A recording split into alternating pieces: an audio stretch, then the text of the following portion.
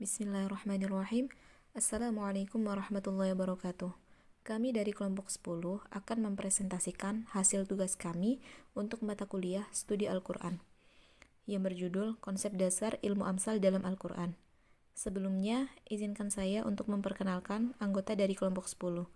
Yang pertama, saya sendiri, Septian Firdaris Marini, dengan teman saya, Zahratul Lutfiah.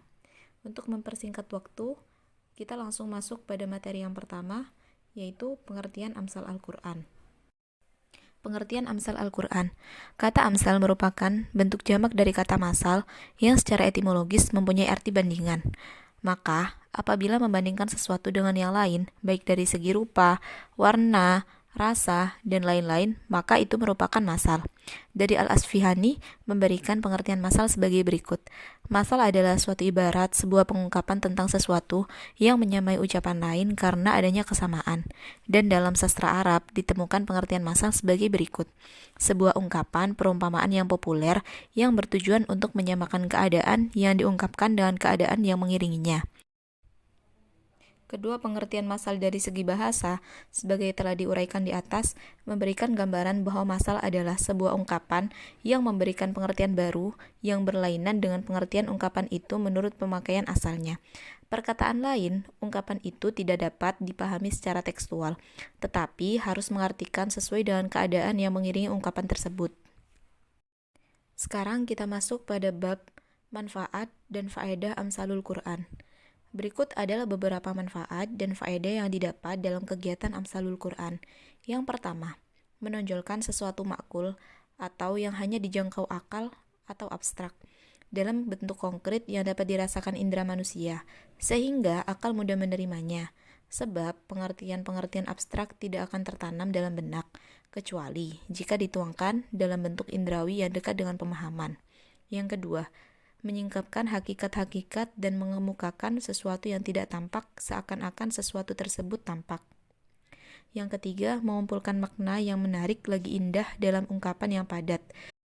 Yang keempat, mendorong orang diberi masal untuk berbuat sesuai dengan isi masal, jika ia merupakan sesuatu yang disenangi jiwa. Misalnya, Allah membuat masal bagi keadaan orang-orang yang menafkahkan hartanya di jalan Allah, di mana hal itu akan memberikan kepadanya kebaikan yang banyak. Yang kelima, yaitu menjauhkan atau tanfir, kebalikan dari faedah nomor 4 tadi, jika isi amsal berupa sesuatu yang dibenci jiwa. Yang keenam, untuk menguji orang-orang yang diberi masal.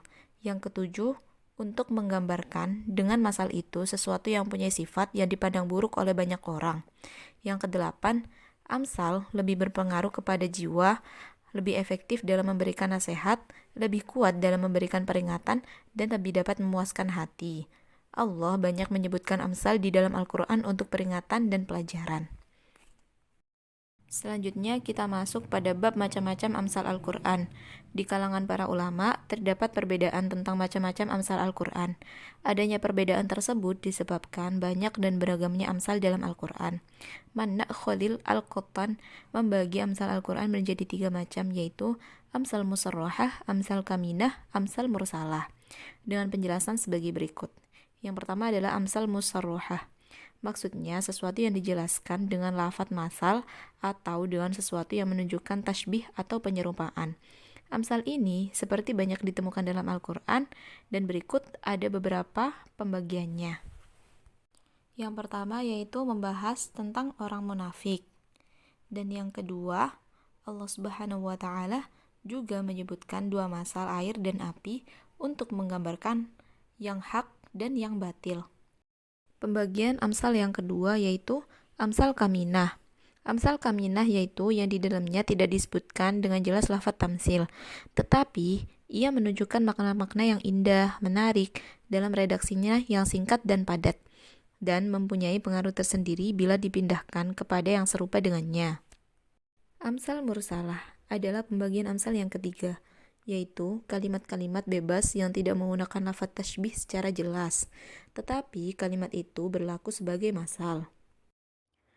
Yang selanjutnya unsur-unsur amsal Al-Quran. Unsur yang pertama harus ada yang diserupakan atau al-musyabbah, yaitu sesuatu yang akan diceritakan. Yang kedua, harus ada asal cerita, al-musyabbah bih, yaitu sesuatu yang dijadikan tempat menyamakan.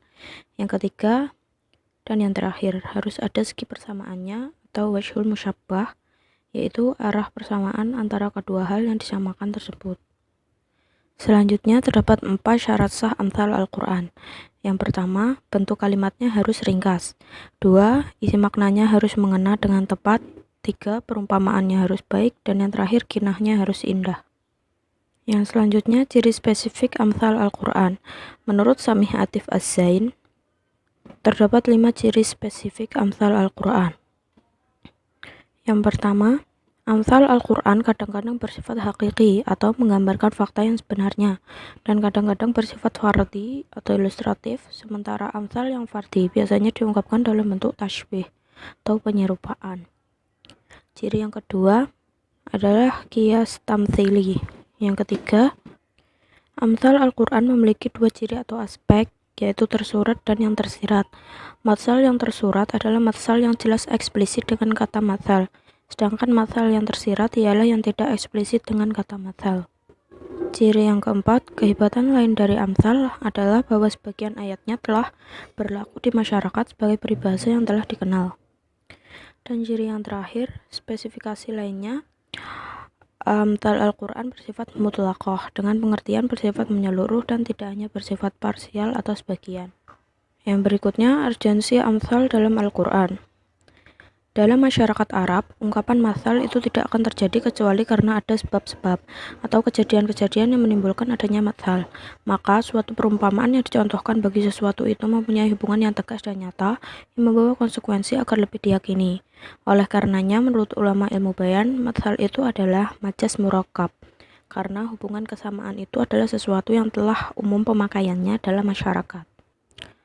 Abdu Al-Rahman menyimpulkan ada 6 tujuan utama dari matsal Al-Quran.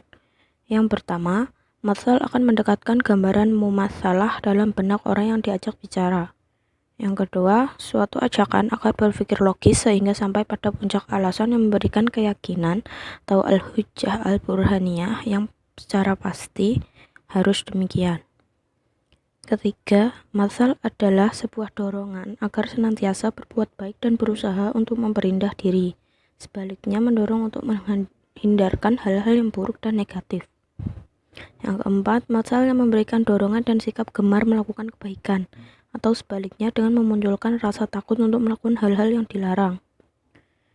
Yang kelima, matsal digunakan untuk memuji atau untuk mencela sesuatu perbuatan, di samping untuk mengemukakan rasa kagum atau untuk menghinakan.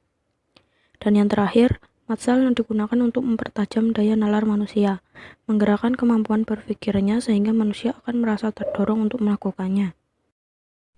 Baik teman-teman semua, seperti yang sudah kami sampaikan dari awal materinya, jika ada kurangnya teman-teman bisa tambahkan, dan jika teman-teman merasakan manfaat dan lebihnya bisa di-share ke teman-teman yang lain yang membutuhkan.